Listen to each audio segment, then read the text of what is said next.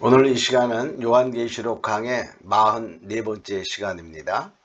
계시록 14장 6절로 12절의 말씀으로 최선사의 외침입니다.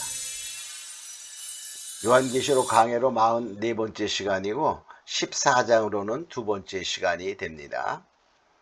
6절을 봅니다. 다른 천사가 여러 나라와 족속과 백성에게 전할 영원한 복음을 가졌더라. 영원한 복음을 가졌더라. 이렇게 말하고 있어요.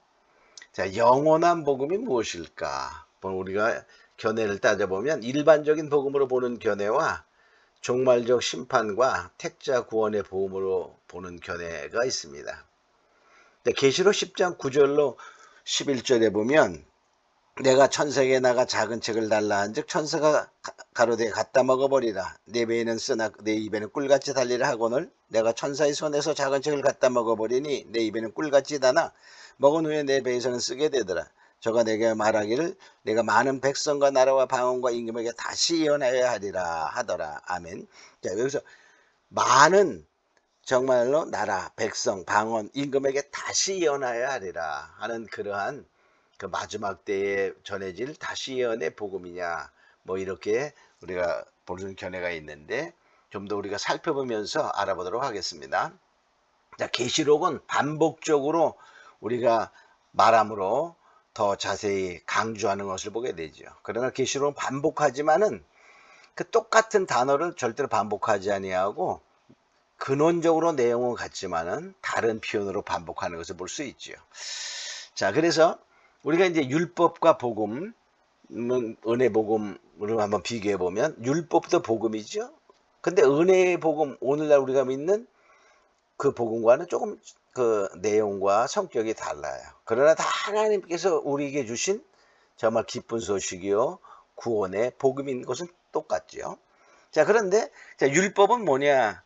우리가 갈라디아서 3장 19절에 보면 율법이 무엇이냐? 범법함을 인하여 더한 것이라 천사들로 말미암아 중보의 손을 빌어 베푸신 것인데 약속하신 자손이 오시기까지 있을 것이라.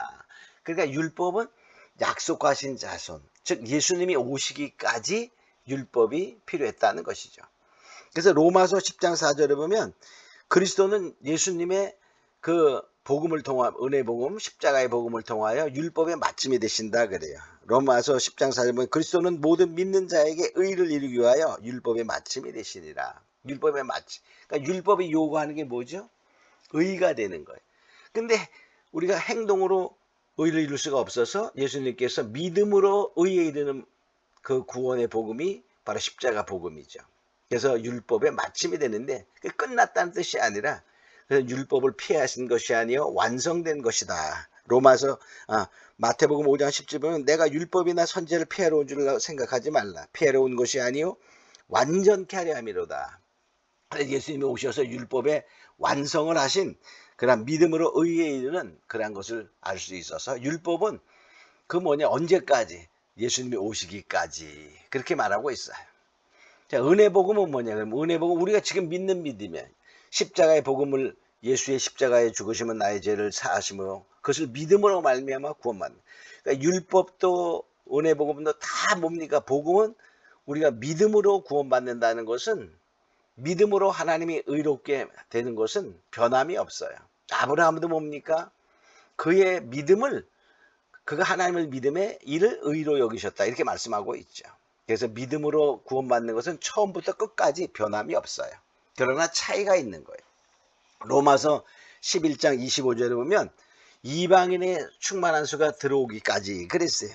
로마서 11장 25절 형제들아 너희가 스스로 죄의 땀을 면티우하여 이 비밀을 너희가 모르기를 원치 아니하니 비밀이라 그랬어요. 근데 이 비밀은 이방인의 충만한 수가 들어오기까지 이스라엘의 더는 완악하게 되리라.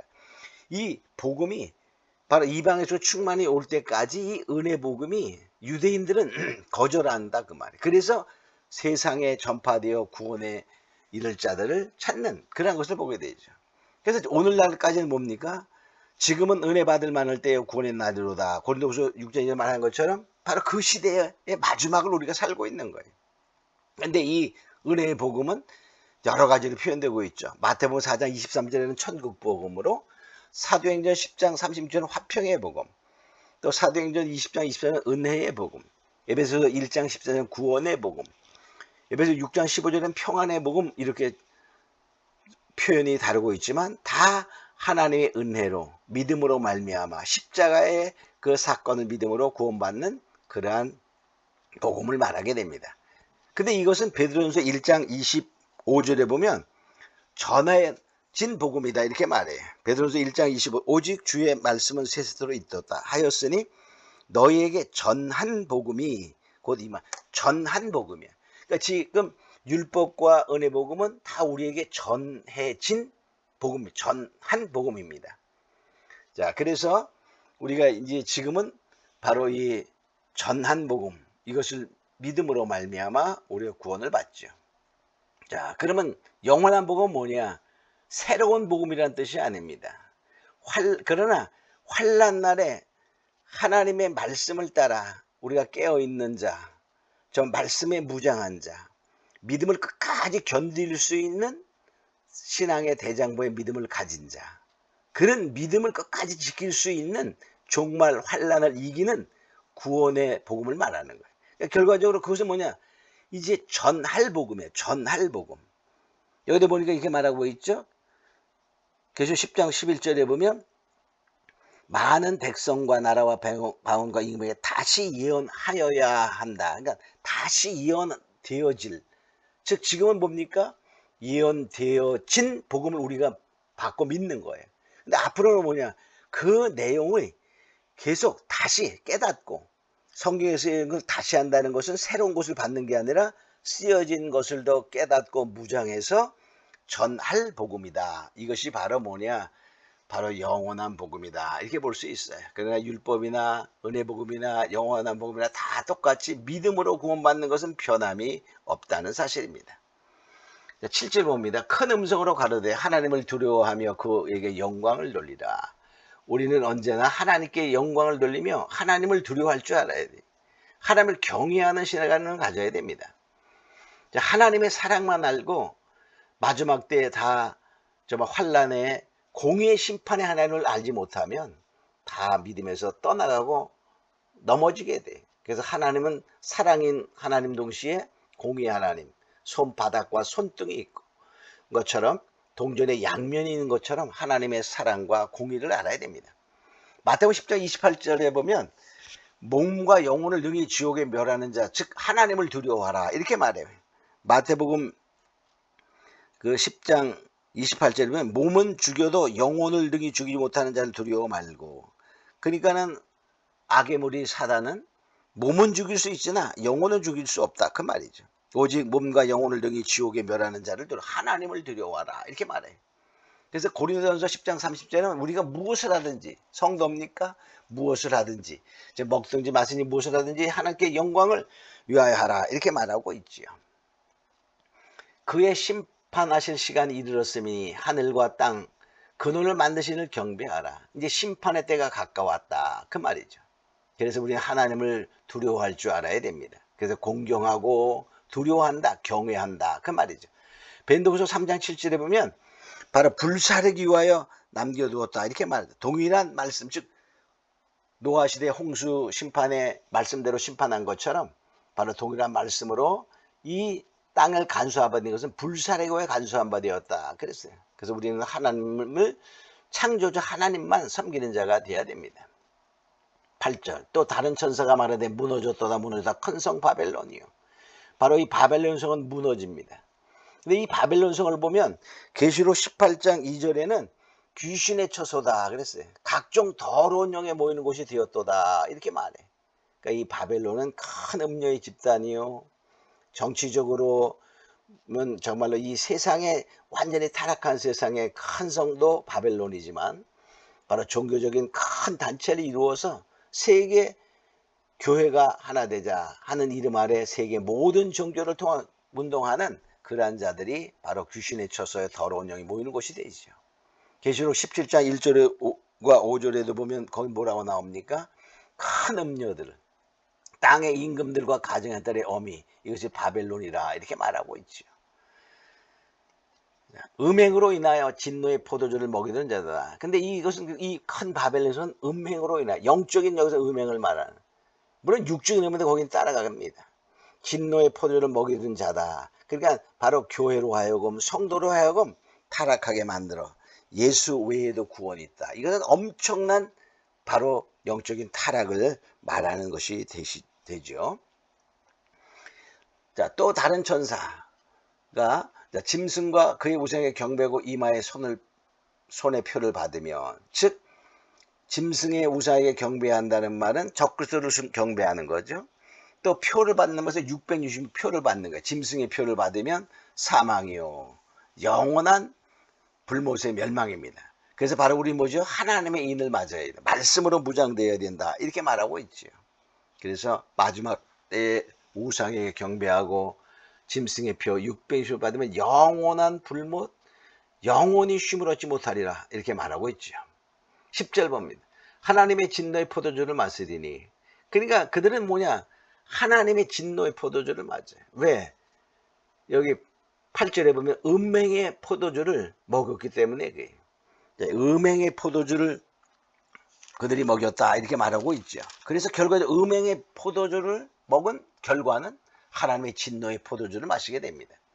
신명기 32장 33절에 보면 그들의 포도주는 뭐라고 말하냐면 바로 독을로 영혼을 죽이는 그러한 포도주다라고 말합니다. 신명기 32장 33절에 보면 그들의 포도주는 뱀의 독이요 독사의 악독이다.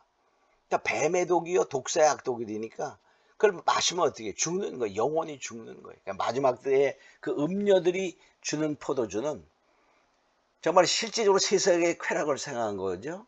세속화된 세상을 사랑한 그러한 그 모든 그 타락한 것은 육체적으로는 잠시 즐거울 수 있으나, 잠시 권세와 모든 것을 누릴 수 있으나 그것은 바로 음행의 포도주입니다. 그 결과는 하나님의 진노의 포도주.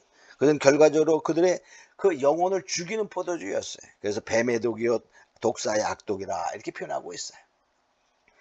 진노의 잔에 섞인 것이 없이 부은 포도주라. 그러니까 하나님의 진노의 포도주는 용서 없는, 완화되지 않는 진노야. 완전히 정말 진노로 엑기스된. 그래서 시편 75편 8절이면 섞은 것이 가득한 잔의 찌꺼기까지 마시게 한다 이렇게 말합니다.